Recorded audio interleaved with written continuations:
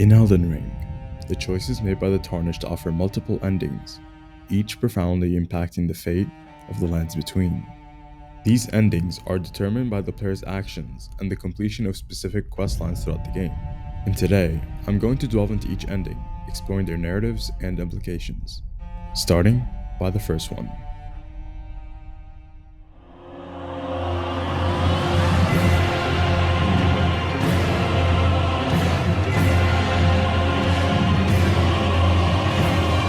The Age of Fracture, what's widely considered as the default or standard ending of Elden Ring. In this conclusion, the Tarnished successfully repairs the Elden Ring without making significant alterations to the existing order. Upon mending the Elden Ring, the Tarnished ascends to the throne, becoming the new Elden Lord. This act restores the Golden Order, but the world remains fundamentally unchanged in its structure of underlying issues. The term fracture implies that while the Elden Ring is repaired, the fractures within the society, hierarchy, and the very fabric of the lands between persist. The demigod conflicts, the afflictions like the Scarlet Rot, and other underlying problems remain unaddressed. Essentially, this ending maintains the status quo, with the Tarnished taking the place of Marika as the figurehead of the Golden Order.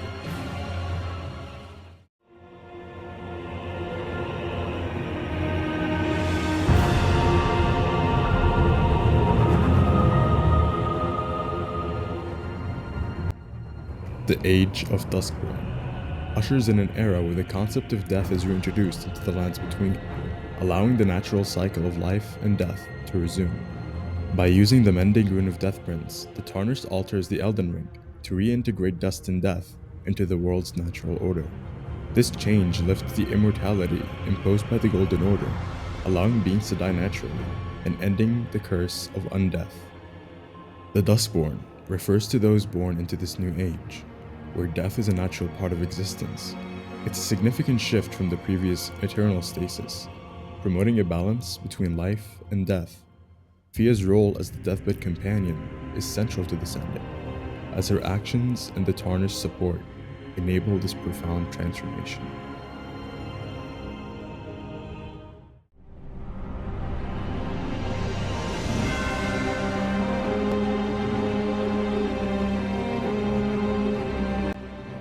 The Blessing of Despair is a darker ending, where the lands between are engulfed in the defilement and curse propagated by the Dung Eater. By employing the Mending Rune of the Fell Curse, the Tarnished imbues the Elden Ring with the Dung Eater's curse. This act spreads a pervasive defilement across the lands between, condemning all beings to a cursed existence, unable to find peace even in death. The sky darkens, and the world becomes a reflection of the Dark Eater's nihilistic worldview.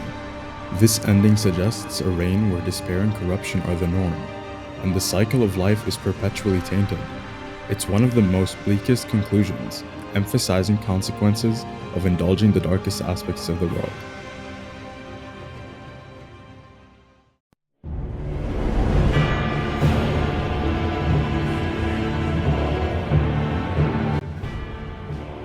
The Lord of the Frenzied Flame ending results in the complete annihilation of the current world order, replaced by chaos and an all-consuming flame that seeks to eradicate suffering through universal destruction. Embracing the Frenzied Flame signifies the Tarnished's agreement with the ideology that the only way to end suffering is to destroy everything. Upon victory, the Tarnished ignites the world in the Frenzied Flame, leading to its complete obliteration. The visual depicts the Earth Tree and the lands between consumed in a catastrophic blaze. This ending is both apocalyptic and rebirth-like, suggesting that from the ashes, a new reality, free from the torments of the current world, may emerge. However, the cost is absolute destruction, making it a path of ultimate despair and radical change.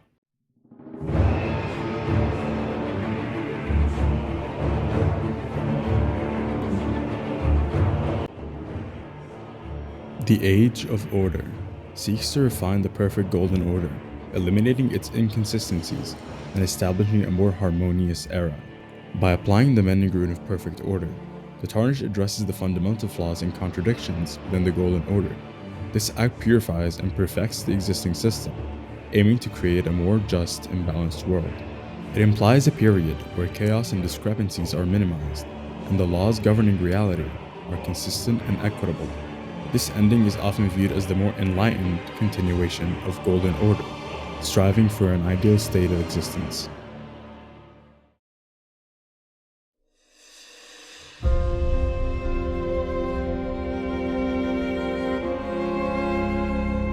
The Age of Stars is a transformative ending, where the influence of the greater will is relinquished, and a new era under the guidance of the stars, and by extension, Ranni, is inaugurated.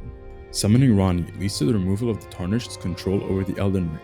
Instead, Ranni ascends as a godlike figure, ushering in the Age of Stars, which is characterized by the principles of the moon and the cosmos, rather than the Earth Tree and the greater will.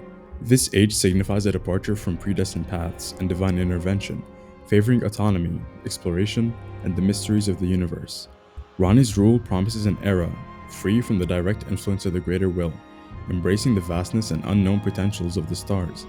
The Tarnished becomes Ranni's consort, embarking on an eternal journey alongside her. Each ending in Elden Ring offers a distinct philosophical and narrative resolution to the Tarnished's quest, reflecting the complexities and nuances of the game's world.